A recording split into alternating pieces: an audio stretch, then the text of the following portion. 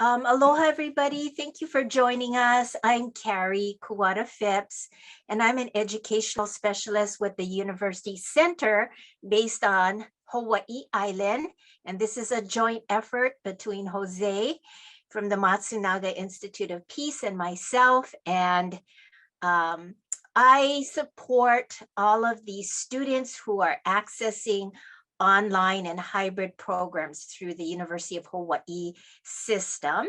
And I'm just going to put my email in here. If anyone's from the Big Island and you need to see what else is available, please contact me. There's also a University Center on Maui and one on Kauai. And I have colleagues there that also support University Center students or dissident students. So again, I know we just had Tanya join us. I'm going to put my email up on chat again if you want to know about other online or hybrid programs available through the UH system. And with that said, I'm going to turn this over to Jose. Welcome, everybody. Thank you so much for joining us today. My name is Jose Barzola. I'm here with Matsunaga Institute for Peace, and we're going to be talking about our different academic programs available here.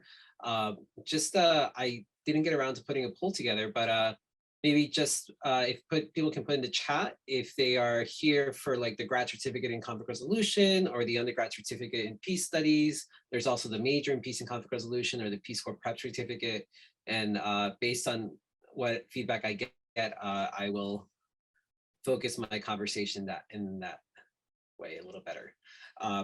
If you're just here just to listen, that's wonderful too. I will put in the chat the link to our website. I'll do a little bit of shared screen shortly, just so you can kind of see what I'm talking about. I'm a visual learner, so I'll give it a few minutes or a few seconds. People can just put in, okay, undergrad degree program, grad certificate, the major. Wonderful. See anything else? Awesome. Well, welcome, education PhD student.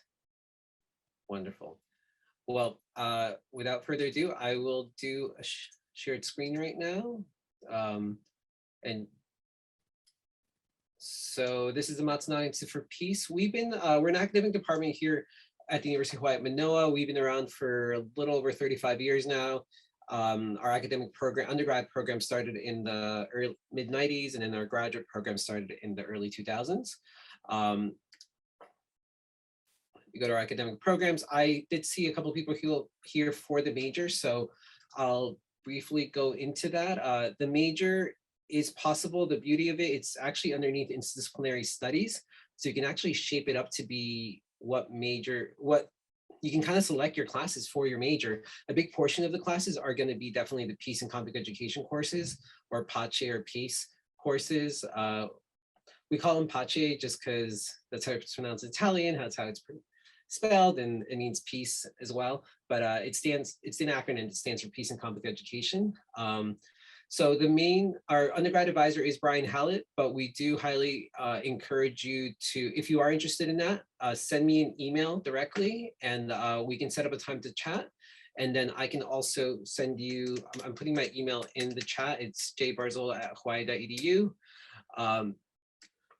We can chat a little bit about what you're planning as far as what your concentration may be. I mean, we've had, earlier today, I just had talking to somebody about who wanted to focus on environmental education, had people focus on like sustainability or peace building, international relations, mediation, conflict management, family mediation, the list goes on. And so that's the beauty of it being under interdisciplinary studies program. The director there is Amy Schiffner. And so after our dialogue, I will connect you via email, both to Professor Hallett and Professor Schiffner, so that you can go through that orientation with Professor Schiffner, start getting the conversation early on. I'm not sure what year everybody here is in, but normally you don't declare your major anyways till your junior year.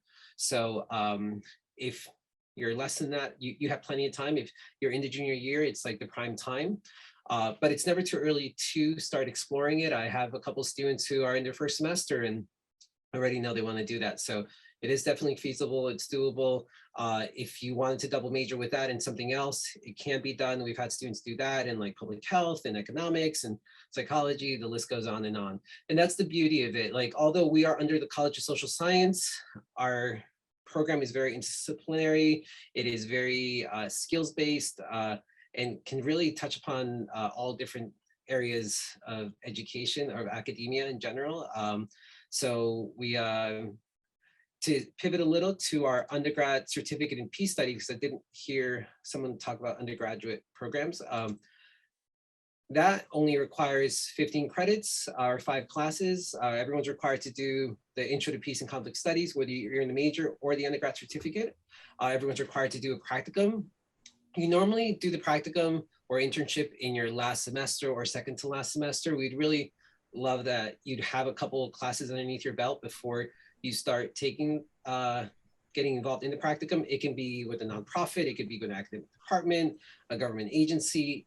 The world is your ocean. When we talk about, infusing peace studies or peace work or conflict skills, it's embedded everywhere. So it really kind of comes down to what you may be interested in. Students that have done the undergrad certificate in peace studies come from all areas. I mean, as I mentioned, psychology, well, outside of College of Social Science, we have public health. We had a couple of biochemistry majors. We've actually had a couple of alumni who've gone on to med school, law school, and MBA. So the list goes on. And then there is a skills-based related course that is required. So right here we have the mediation, negotiation. Intro to facilitation does also count in that area. And then we have a plethora of electives here that you can kind of look into. Some of them are offered every semester. Definitely the required courses tend to be offered every semester or even in the summers. And then the electives kind of alternate depending on the year. So feel free to reach out to me, or you can put your questions in the chat. I can let you know what right now during this pandemic, we've been mostly online, synchronous, asynchronous. Definitely this summer will be another online asynchronous format, but definitely in the fall semester, about 80% of our classes, or at least 75, will be in person. And some of them might be in person with a synchronous format, hybrid format as well, available for people on different islands and also people outside of Hawaii altogether. And then going into, we do also have a collaborative with the Peace Corps Prep Certificate, which is been going on since January 2018. I actually serve as the Peace Corps Prep Coordinator. Long story short, basically, it doesn't get you into the Peace Corps, but it is a great academic certificate to get involved in if you're an undergrad. If you're interested in the Peace Corps, or you just want to add something to your resume, this is one of the only undergrad certificates you can get that it's okay to double count classes. So the classes that are counting toward your major or another degree or another minor or certificate can count toward the Peace Corps Prep Certificate. And this is because the Peace Corps Prep Certificate, although it is in partnership with UH Manoa, it is not given by UH Manoa. It is given out of the Peace Corps University programs out of Washington, DC. And I just happen to be kind of like the bridge, the conduit that kind of helps administer it. And so we have students that do both the major in peace and conflict resolution and the Peace Corps Prep, or the undergrad certificate and the Peace Corps Prep. So there's a lot of things that can overlap. There's different sectors that you can focus on. There's, internship or practicum or work required. That's required, there's foreign language requirement and so forth. So please feel free to reach out if you want to learn further about that. Although it doesn't assure you a spot in the Peace Corps, I gotta say, it kind of gets you a foot in the door, because it is, when you apply to the Peace Corps, it does ask like, hey, have you done the Peace Corps Prep Certificate? You have to upload a file that most students have worked with me on. I'm gonna just keep talking, and then we'll do questions, I guess. I don't see any questions coming up in the chat, but if you do have any, please feel free to either unmute yourselves or add it into the chat. Let me know. I'm here to help out. Our grad certificate in conflict resolution, it is a 15 credit program, so about 5 classes roughly. You see the deadlines coming up. We do have rolling admissions, and I don't know if we say that or not, but we should add that to that if it's not on there. So don't be concerned that it says the deadline is next week, especially between now and the fall semester. There's plenty of time. Honestly, I'd say if we can get all your information in at least by the end of May, that would be ideal, just so we can kind of get everything processed. But yeah, as far as the requirements go, you go through Grad Division, you fill out their online application. They charge $100 application fee. We do not require the GREs. And then you need the supplemental documents, which would be emailed directly to the Matsunaga Institute. You can email them directly to the email I provided earlier, or you can also email them to the uhip@hawaii.edu. That's the main email for the office. I check both, so it's interchangeable, whichever one you want to send it out to. As far as what you'll be emailing to me in some capacity, it's your resume or CV, letter of intent, and here are the questions to really answer why you are interested in the GCCR, include your conflict resolution experience or goals, participating in the program. Honestly, if your conflict resolution experience is just in your own personal lives, feel free to share. It's quite whatever you feel comfortable with. We're not asking that you be a trained mediator, or that you're like, oh, I went into a conflict zone in my workplace and handle that. Like, everyone is coming from a different perspective, and we truly appreciate that. So thank you. The other portions, your long-term goals, both personal and professional, sometimes those kind of intertwine. Also 2 letters of recommendation, ideally one professionally from an employer and another one from academic letter from a faculty. If it's been a while since you've been in school, we can kind of explore a couple different things as well. And the TOEFL requirement is really only required for anyone who maybe an international student, that kind of stuff. But yeah, as far as the requirements for the program, everyone's required to do a foundational course, negotiation course, such as our PACHE or Planning 629, Negotiation Conflict Resolution. We offer it online asynchronous, summer session 2. We offer it in person / online synchronous in the spring semester, and Professor Dan Mills teaches those classes.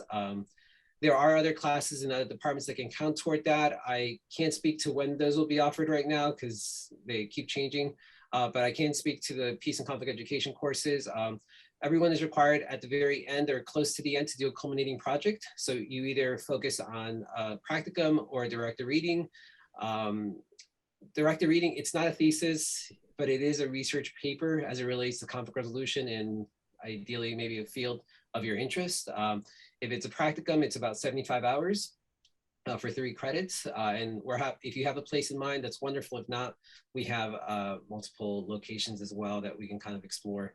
And then these are some of the electives that would be, so that would be, 3 credits, 6 credits, and then you need 9 more credits in the electives. Or simultaneously, if you really love the practicum or directed reading, you wanted to do 6 credits of that, it is possible. So there's a lot of flexibility with the program, which is one of the intents.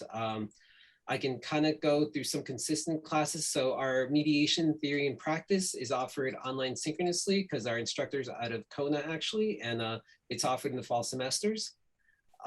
Our graduate facilitation, community and organizational change class taught by Dan Mills is offered in the fall semester as well, both in person and online synchronous. Oh, I forgot to mention the mediation theory and practice is taught by Kate Sims, who's a practicing mediator at West Hawaii Mediation Center. Conflict management for educators is one that I actually teach during summer session 1, and will be offered again for the fifth summer. And I get a combination of people in education and not education. There is a focus on higher ed because that is my background, working 20 plus years in higher education. But a lot of what's taught can be definitely applied to outside of higher education environments. And then gender line conflicts gets offered like every 2-3 years. Carol Peterson teaches that out of the law school, and she will be teaching that in person this fall semester. Environmental conflict resolution, kind of every other year. Micah Fisher teaches that. It's not coming up anytime soon. And I'm trying to go through these. Collaboration between sectors, I think just got offered last year, so it might be about a year or 2. And then we have a plethora of undergrad courses that can also count toward the program. And anyways, I'm going to stop sharing just so we can chat a little and see what kind of questions the audience may have today.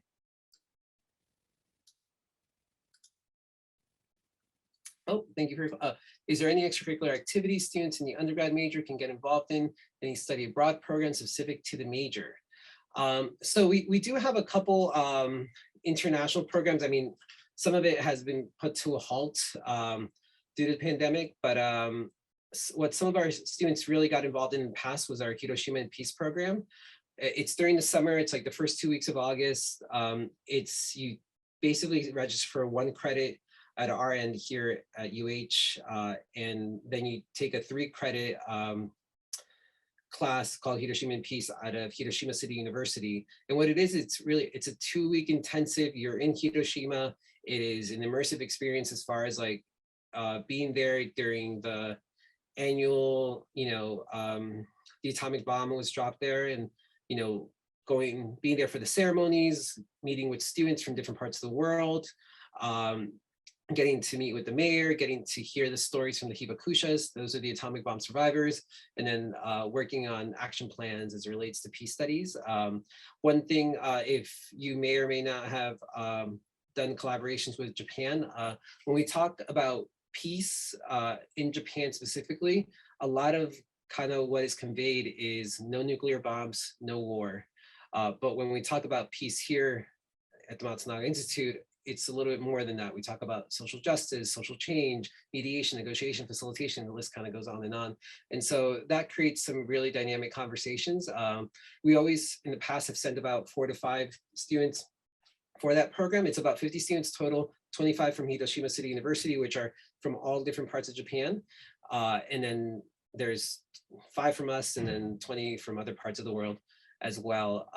I would say for the most part though, most study abroad programs out there would probably be a wonderful experience just to get involved in, kind of accentuate your major, especially if you're looking to go into specifically the major in peace and conflict resolution, depending upon your concentration, may depend upon where you end up traveling to.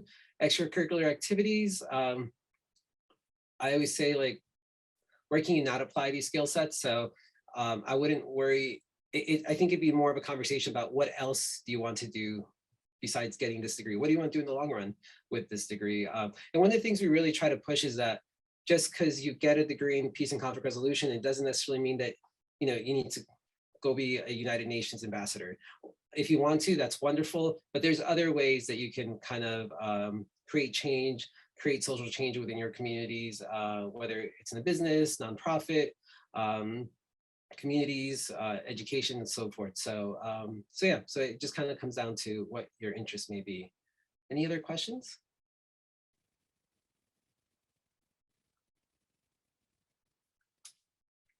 Well, Tanya, thank you so much for having your camera on. It's good to see someone. I will say that both Carrie and Laura are Carrie's Quad Phipps is one of our current students in the Grad Certificate in Conflict Resolution, and then Laura Rouse, who's joining us today as well, is one of our alumni from both the Undergrad Certificate in Peace Studies and as well as our Grad Certificate in Conflict Resolution. So if you want to pick her brain, ask her questions, she's here, gives me a break, let me know. I just want to share real quick. I wish my camera was working. It's not, because I hate being a blank black box. But as Jose said, I'm in the Graduate Certificate for Conflict Resolution, and I am so glad I have done this program. I'm finishing up a year practicum. I chose to do 6 credits in a practicum, but this program and the classes, there's a lot of variety, and what I love about them is they're so hands-on and they're so practical for life. I mean, we all get into conflicts. It's a given. And so learning healthier ways or positive ways in dealing with conflict is good. And I'm just really, really grateful that I decided to do this program. Can't speak of it highly enough.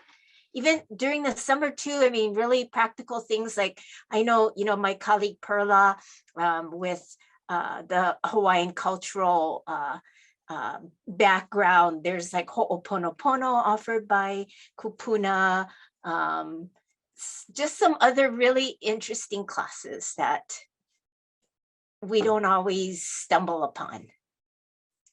So.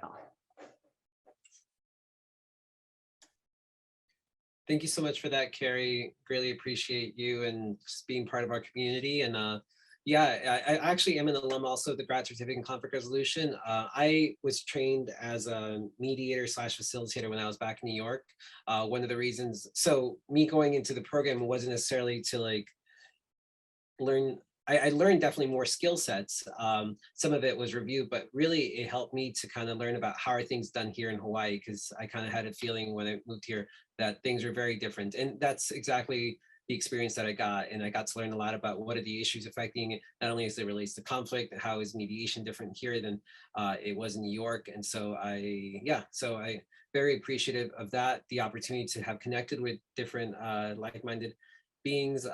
Also, our student population for the Grad Certificate in Conflict Resolution is quite diverse. I always say we have three kind of areas that students kind of come from. One is students that just finished their undergrad either recently or a while back, but have never taken graduate courses. And so this is a great way to just take one class, kind of get themselves, settled in into classes, and then as well as maybe explore another program they might want to pursue, because a lot of these graduate courses that we have under the GCCR count as electives for other, masters and PhD programs out there. And so that actually is our second group of students who are already pursuing another graduate degree. They need to take electives. They happen to take one of ours, and then they take another one, and they realize they can get a certificate. And then our third portion of students are people who already have the, as it's called, terminal degrees or PhDs, their MDs, their JDs, 20, 30 years of experience. And they come back because conflict never goes away. And they want to attain some skill sets and hopefully some ways to be able to bring back into the workplace and into their lives.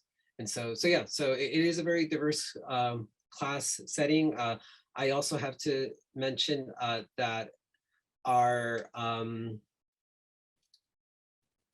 we have been doing online asynchronous before this pandemic. I feel like I need to mention that nowadays because everyone does online asynchronous nowadays.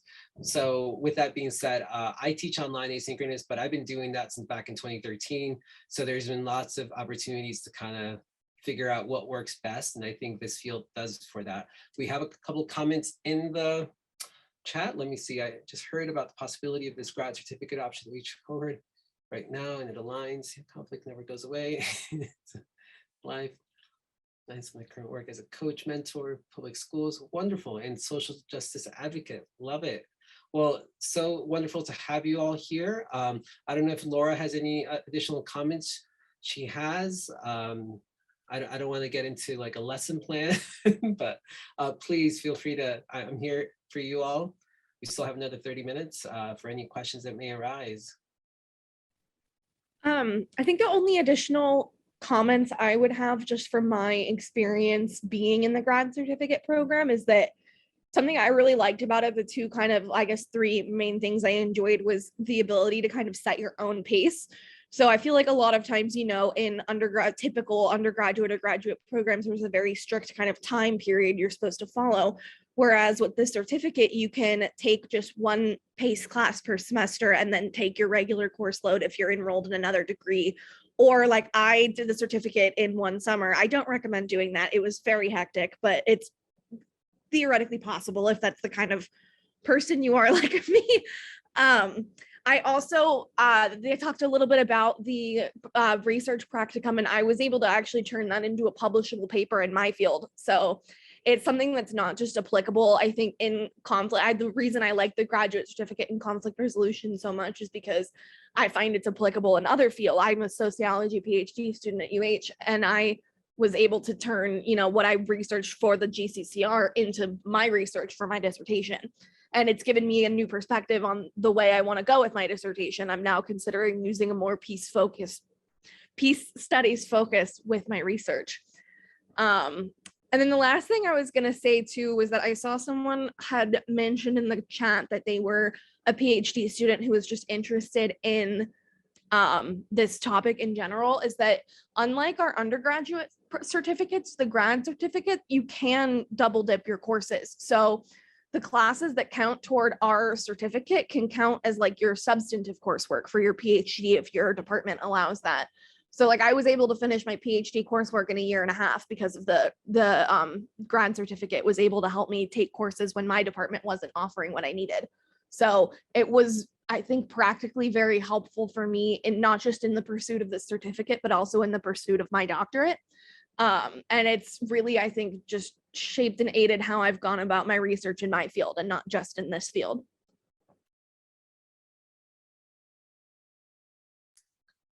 Thank you, Laura. Yeah, that actually reminds me, I am also in the PhD program, and being an alum of the grad certificate did help also with those electives that I needed to fulfill. So that was very helpful for me.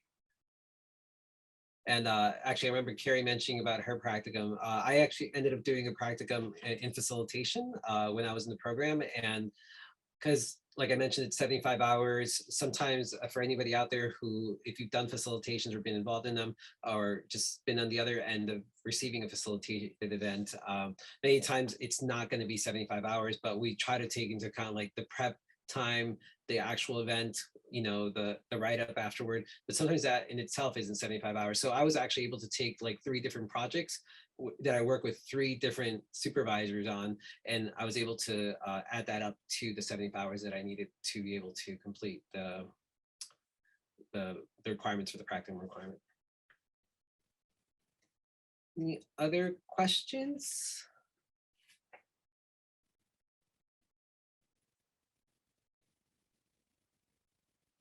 Well, in the chat, I put in some information about our Matsunaga Institute upcoming events, as well as our past recordings. We, as opposed, one way we're also different than most academic departments, besides being very skills-based programs in our classes, is our outreach. We work a lot with people. When I say the word community, I mean really people all over the world who have access to the technology. Because and we've been kind of busy during this pandemic, connecting with people, and so those relationships is really at the essence of what I refer to when I talk about peace building. It's relationship building, and so from those relationships we can, if there's anything on there as you're kind of exploring our program, undergrad or graduate one, and you're like, oh, you work with this organization, and you're like, this could be a great place to possibly do maybe a remote or in-person internship practicum, let us know. We have those relationships out there. So, and even though we may not have a PhD program in peace and conflict resolution, we know other places that do, and we have friends there, and happy to, you know, provide that information as well.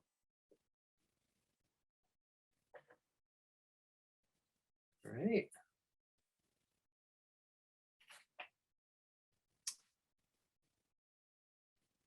We're all a very, very fine group of people who have no more questions. Was I that thorough?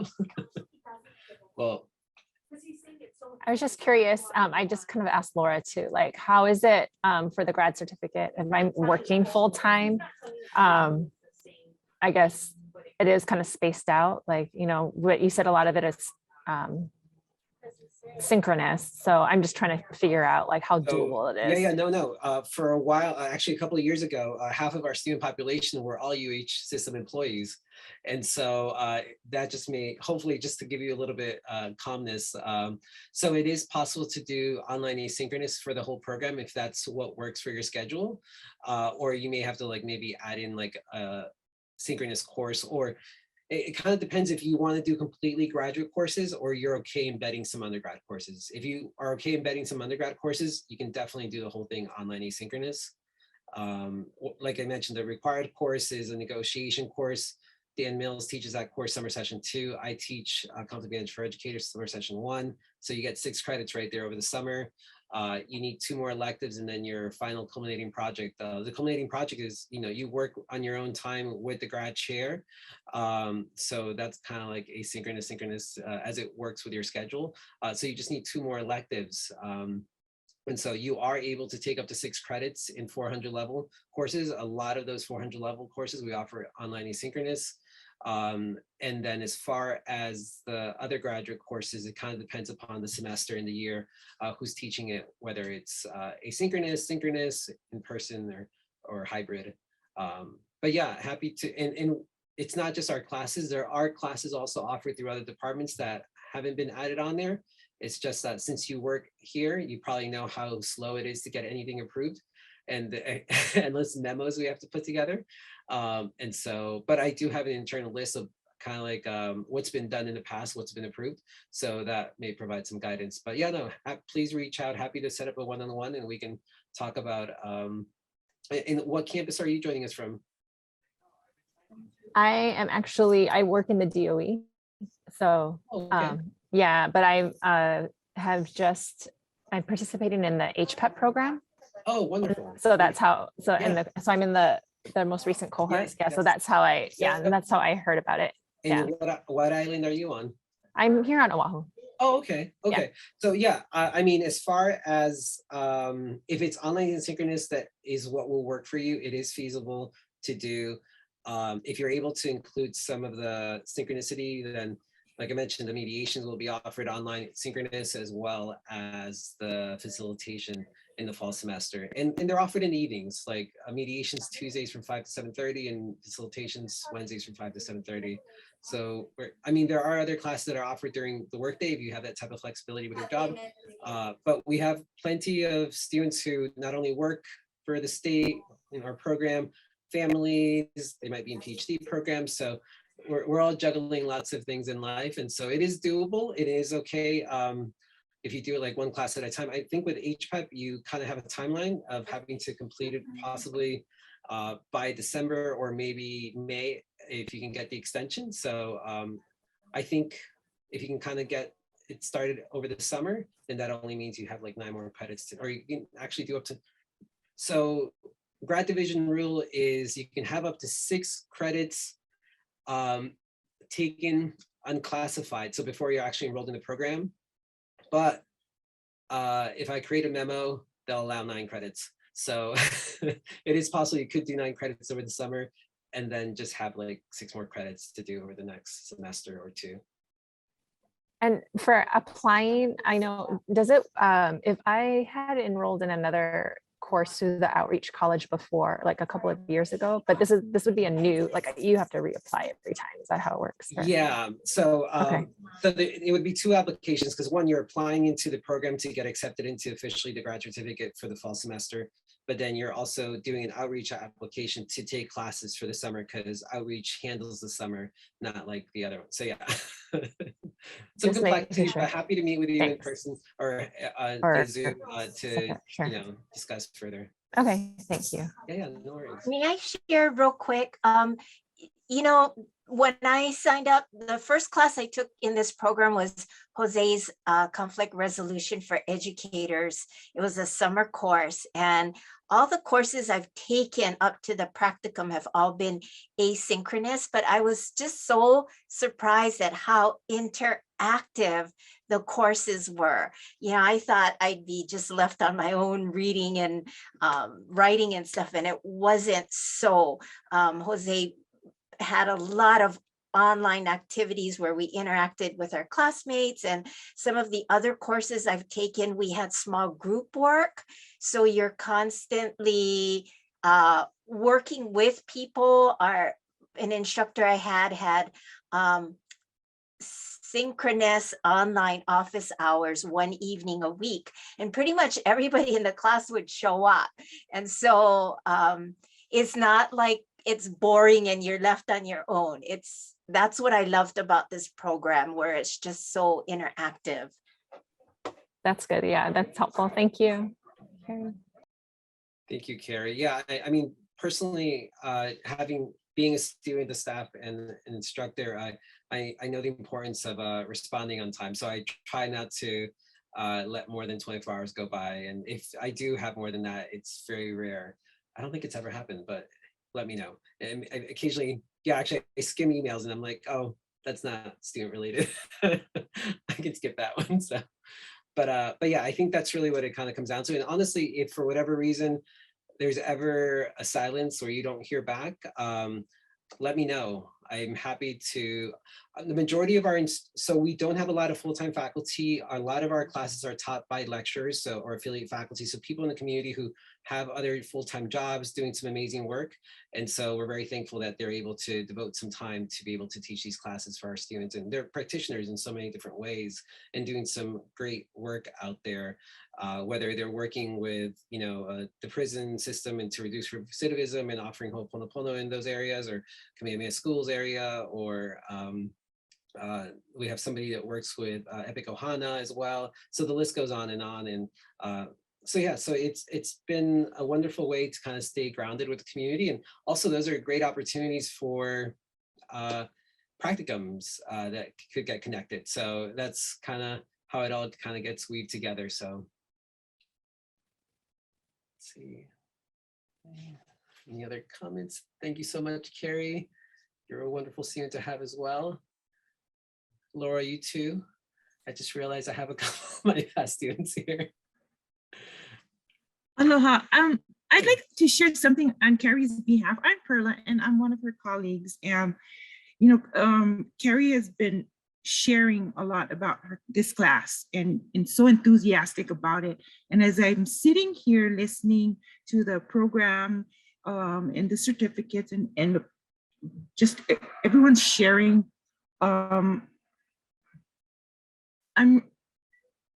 finding ways to nurture myself at this point in time in the year 3 of COVID, coming out of it or so. And it's sometimes there's a time and place for things.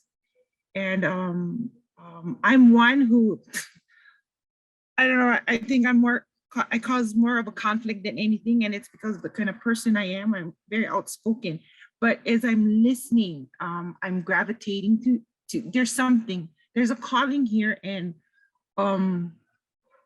again, Carrie's been sharing in our preliminary team meetings, any things that she's been learning, and many I've taken to heart in how I for myself in the growth. So I don't know, Carrie, maybe I may be looking into this as certificate. And Kate Sims, she's been one of my instructors from way back when.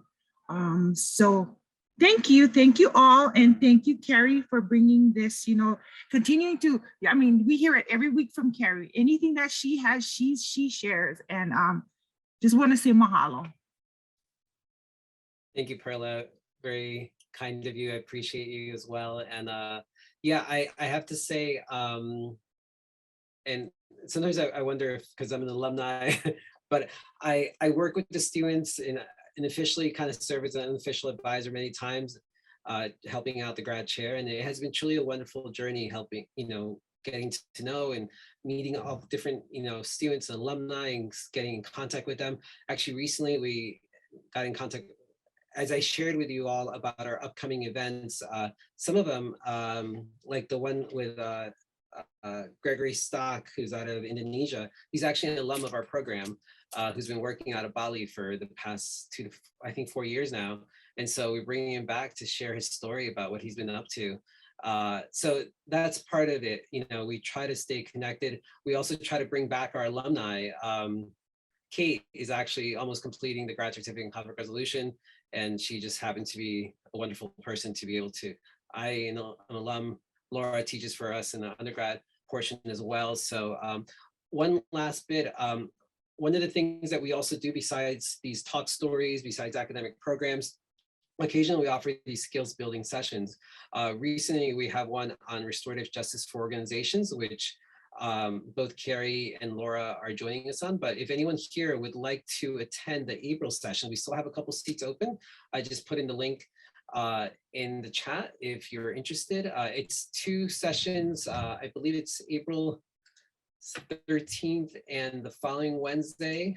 So yeah, just let us know if it's something that, yeah, April 13th and April 20th from 11 to 1. So it is a 4-hour commitment overall. But that's what we do. We get practitioners, we bring them into the classroom, we bring them in to do talk stories, we bring them in to do actual sessions, so you can kind of learn some of these skill sets and hopefully bring them back into your communities. It just goes back to the relationship building that I talked about earlier. So thank you so much. And I'll be here in case any other questions come up. And Perla, I look forward to talking to you about your application. Do it. Carrie, you've been a wonderful advocate. Thank you so much. Thank you for all of your support. And yeah, I'm glad we got to partner. Jose was just passing through Big Island one year and stopped by my office. And that's how I initially met him and found out about these programs. So awesome, awesome, awesome. Yeah, we've had a long-standing relationship with Maui College, with Kehau Newhouse over there, and her undergrad students pursuing our undergrad certificate as well as the major.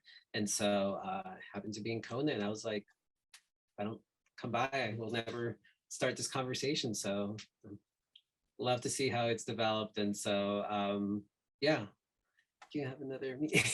Wonderful. Aloha, everybody. Mahalo. Mahalo, Farewell. Jose.